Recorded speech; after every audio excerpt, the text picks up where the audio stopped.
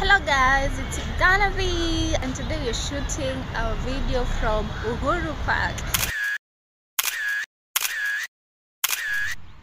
Yes, the famous Uhuru Park. As you can see, the place is amazing, especially after ilirenovatiwa. Kama haujakuja kuona Uhuru Park after imerenovatiwa, make sure umeiweka kwa bucket list. The place is wonderful. You can come here with your family.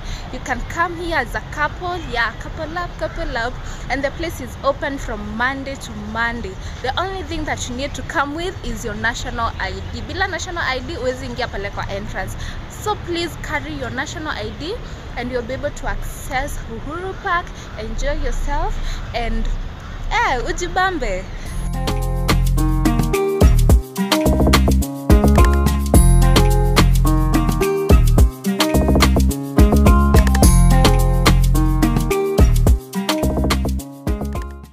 So today I want us to talk about something that is affecting mostly the men in our society.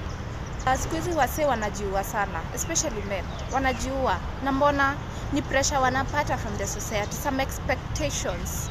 Let me be specific. Mnasema mapenzi haidu, mapenzi haiwork, relationship haziwork. Lakini saa zingine si ni wenyewe tuna cause hizo heartbreaks. Unapata umeingia kwa relationship na expectations zingine ziko huko juu. Yani you just want to take from your partner. You want to take, you don't want to take, you don't want to give. Relationship must be mutualism. You have to practice mutualism in a relationship. Hakuna vile utakuja kaa dem, unapata kijana, the man is yes not rich, maybe bado hajaomoka vile unataka, but huyu kijana ako na potential. The man is working hard, the man ako na vision. Yani unajua unaweza jua mse mwenye anataka chenye anataka, na kuna mwenye unaona huyu mse hakuna mali tunampelekana, but unapata mse a very kind man, a caring man, a loving man, but maybe hajakafunga vile unataka. Lakini juu unataka pesa, utaki mapenzi. Nyinyi siku hizi mnafikiria mapenzi ni pesa, na si pesa. So unapata umeachana na huyo boy, umeenda kutafuta mwenye ako na do.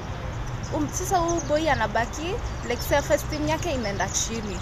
Unapata kuna wenye people deal with situations differently. Utapata maybe alikuwa amekupenda, lakini unaanza kumuonyesha maybe he's not fit for you because he's not financially stable, but the guy is working hard to make things better for you and for him.